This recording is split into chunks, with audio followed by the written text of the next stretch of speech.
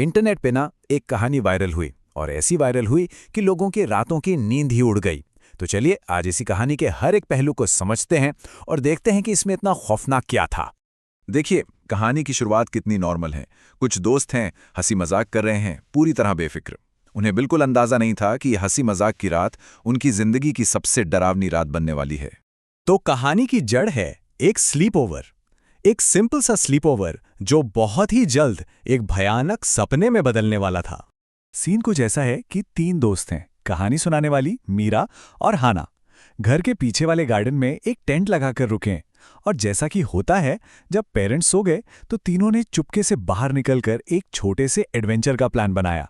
एक perfect plan है ना, लेकिन ये प्लान बहुत गलत जाने वाला था।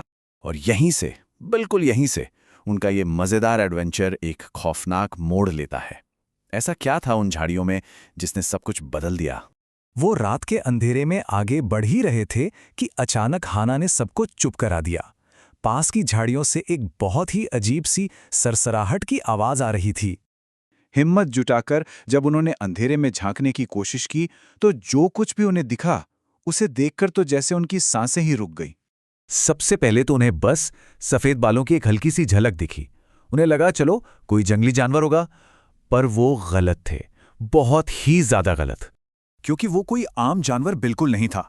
सोचिए, लगभग 7 फुट लंबा, इंसानों की तरह 2 पैरों पर खड़ा था, लेकिन उसका पूरा शरीर सफेद बालों से ढका था और इसके नाखून और दांत वो किसी जानवर की तरह लंबे और पैने थे।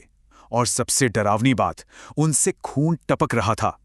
अब ये डर सिर्फ उन झाड़ियों तक ही नहीं रहा, वो खौफ उनका पीछा करते करते उनके टेंट तक पहुंच गया।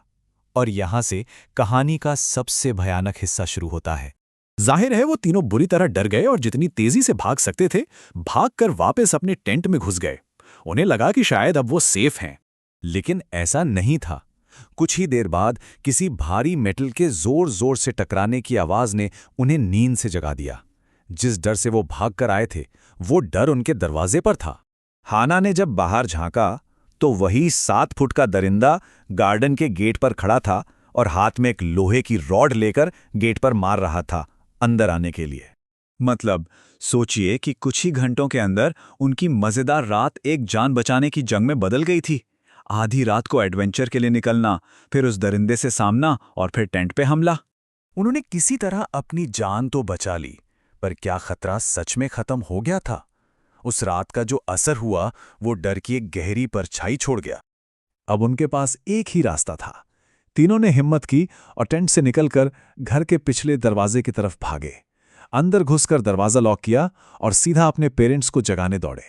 लेकिन कहानी में ट्विस्ट तब आया जब उसके पिता ने बाहर जाकर देखा तो गार्डन में दूर दूर तक कोई नहीं था। सब कुछ एकदम शांत था। उन्हें लगा कि लड़कियां बस कोई कहानी बना रही हैं और किसी ने भी उनकी बात पर यकीन नहीं किया। वो रात तो जैसे तैसे बीत गई, लेकिन अपने पीछे एक बहुत बड़ा अनसुलझा सवाल छोड़ गए। एक ऐसा सवाल जिसका जवाब आज तक किसी के पास नहीं है। भले ही उस रात का कोई सबूत नहीं मिला, लेकिन उसका खौफ उन तीनों के मन में घर कर गया। हाना और मीरा उसके बाद कभी भी स्लीप ओवर के लिए नहीं आई और कहानी सुनाने वाली ने कभी रात में अपने गार्डन में कदम नहीं रखा। और यही इस कहानी का सबसे बड़ा रहस्य है कि आखिर वो था क्या। एक तरफ वो इंसानों की तरह सीधा खड़ा था, उसका दिमाग इतना तेज था कि उसने उनका पीछा किया और हथियार की तरह रॉड का इस्तेमाल किया। और दूसरी तरफ वो किसी जंगली जानवर की तरह बालों से ढका था, जिसके नाखून और दांत खून से सने थे। कहानी यहीं खत्म हो जाती है और ये सवाल सुनने वालों के लिए छोड़ देती है। तो क्या लगता है वो क्या था? कोई इंसान, कोई जानवर, या फिर कुछ और ही?